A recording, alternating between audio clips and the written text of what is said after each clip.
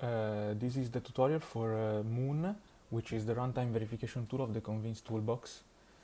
And in this tutorial I'm going to show you how to use it and how it is useful in the context of also the other tools provided by the Convince project.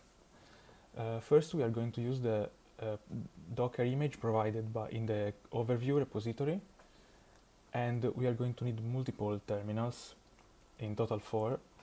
There is a tmux provided inside the container, or else you can connect it from outside by using this command over here. I have already prepared the necessary terminals.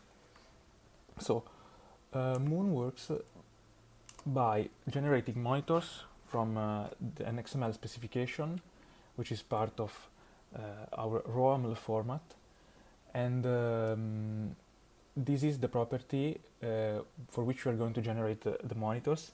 This is the same property that is used by the tutorials of the offline verification tools, and this basically says that an object is in its correct position eventually. There is a difference, which is that we have to introduce a time constraint because the monitoring checks the validity of the property step by step, and without a time constraint the property would be never satisfied until the object reaches its destination. So in order to better represent the meaning of the property, this time constraint was introduced. So the first thing we're going to do is change directory into Moon and generate the property by using this command here. We define the property file, which is the one I just showed, and we define the monitor workspace, which is the same used by all the other ROS tools in the demo. We can see that we have generated 2 files, a YAML file. This file is just the configuration of the monitor, which will need to be generated from this file. And the second one is the actual pastMTL property, which was generated by by Moon and translated from the property pattern. First, we will need to generate the monitor starting from the configuration file. We can do so by using the Moon generator, as I've shown here. The monitor was generated now. Then we will need to build the generated ROS package. So I'm going to do this in another terminal, which will be the one where the monitor will be run from actually.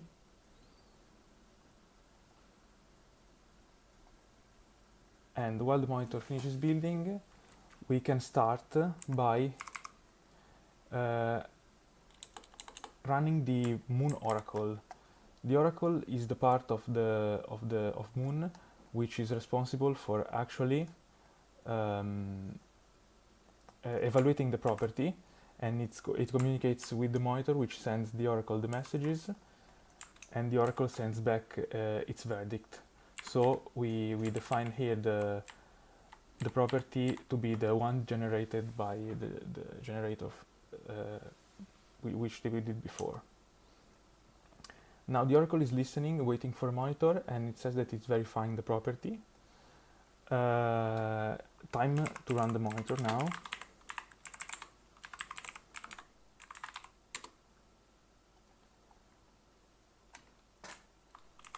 We can do so by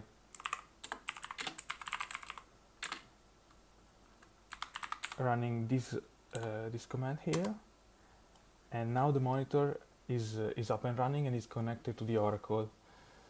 It is just waiting for it's a topic to publish the data about the object. And for clarity, we can use this command to print the verdict from the monitor when it will be run.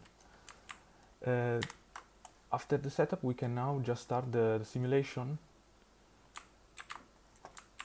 This is the standard simulation, so we should see a correct execution.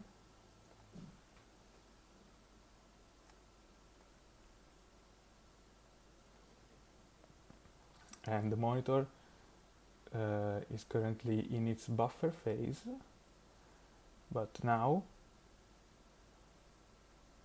the object has been placed and the monitor still correctly detects that the property was satisfied, as the execution ran without problems.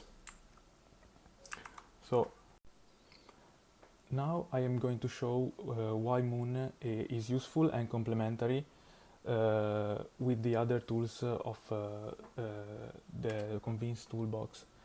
I am going to show what happens when there is an unforeseen problem at modeling time. So I am just now running the monitor and the Oracle, and what I am going to do is introduce an unforeseen problem during the modeling of the environment of the robot, which obviously could have not thus been caught by the offline verification tools.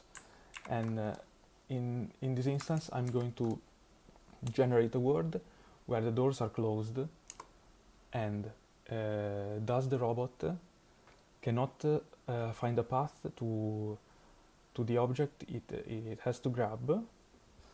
And as we can see, it stays in the same position, and after the buffer time we introduced in the property, we can see that the verdict becomes currently false, and the property is thus violated.